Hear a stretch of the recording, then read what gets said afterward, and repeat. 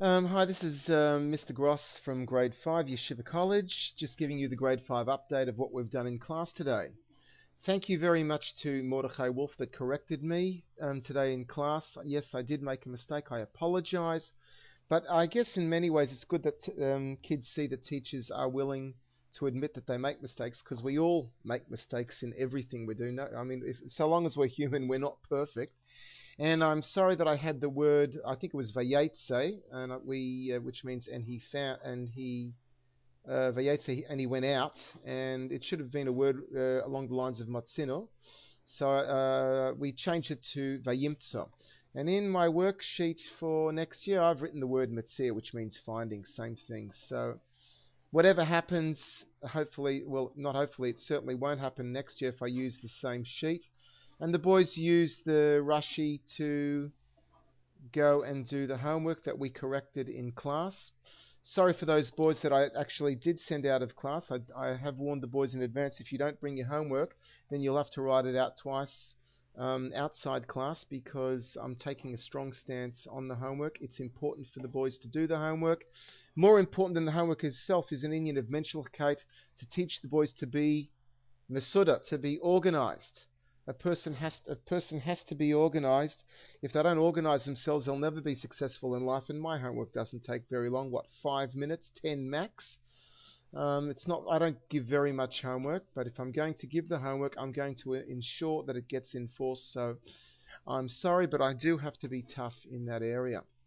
Um, After going through the homework, I also showed, we went through with the boys some challenge questions to identify, well, not the Dibra Maskell, wasn't on it, but we wrote the Dibra Maskell on the top here and let the boys see it. The boys had to go through to find out what is Rashi's question, and I've just written it out and highlighted. Kashya, the first part is Olahalan and elsewhere, Koyla Machlas, the Torah calls a Machlas. Then we identified what is Rashi's source. That was the second challenge question. What is Rashi's Makar?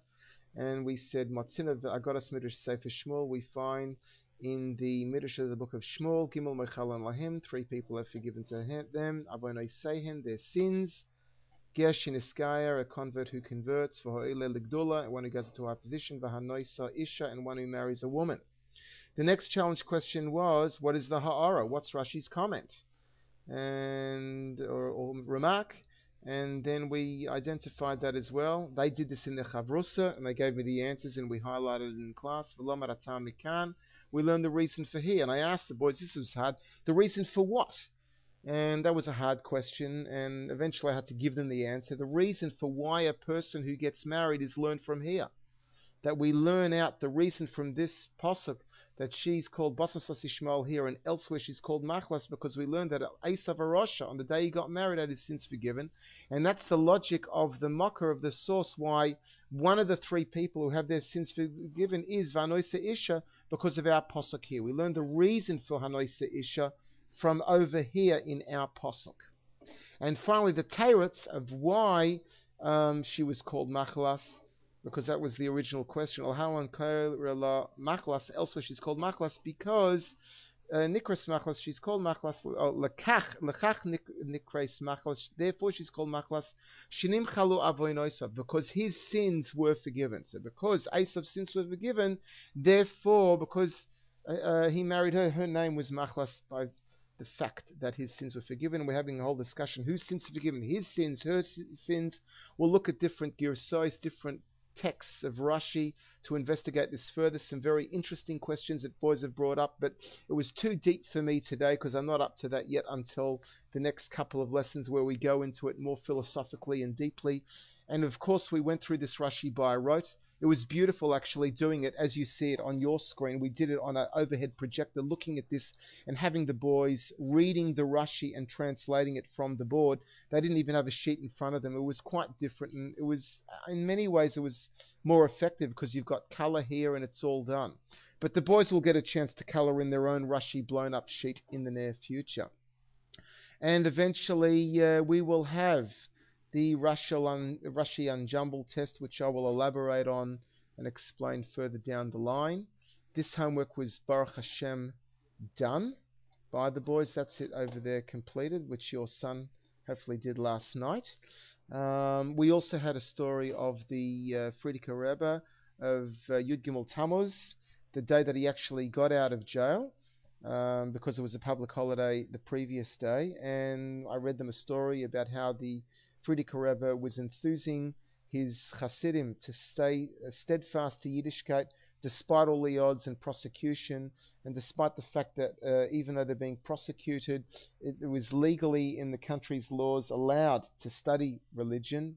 But because of the corruption in the Russian government, obviously they did not allow Jewish people to study Yiddishkeit because of the Yevasexia and the KGB and the GPU. All these different, I think the KGB, GPU are the same, but these groups and the Yevasexia were Yid, and they were going against their own fellow Jews to stop them from learning Yiddishkeit. And I explained to the boys that it was thanks to the Frierdiker Rebbe and his Hasidim that stood steadfast and strong to Yiddishkeit until Mesiras Nefesh, until self-sacrifice mamish, that we have this school in Australia today because of his Mesiras Nefesh. If it wasn't for him, I wouldn't be teaching the boys today. I wouldn't be here today. I don't even know if I'd be from. And I don't know where many of these children would be either. So it's thanks to the Mesiras Nefesh of the Frierdiker Rebbe that we can sit and learn. And this has to enthuse us to increase in our learning and to take the opportunity that we live in a free country, that we can learn without the pressures that they had in Russia. This picture you have in front of you was cut up into 4 pieces. The boys were on edge throughout the class because they had to put parts of the jigsaw puzzle together, and that was a lot of fun because I had them curious during their chavrusa as to what the actual mystery picture was. And it was good fun just keeping their curiosity going. And they had to connect this picture to... Where is it? Where's my picture? Oh, did I lose it? I think that's it. No, well, these happen. These things happen. But that picture was cut up into pieces of a chosin and kala, and they had to work out what was the connection to... Oh, there we go. They had to work out what the connection was, and I think I cut a certain piece along there.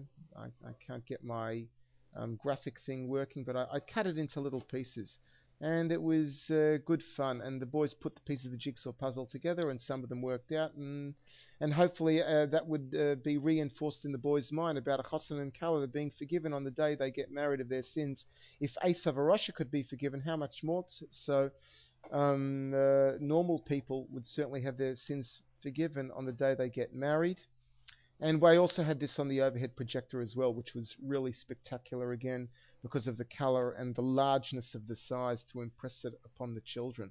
And it was actually almost like a background to the writing that we did on the board, which was it was just spectacular to see. It's a bit hard to explain, but you can imagine you've got this, what's it called?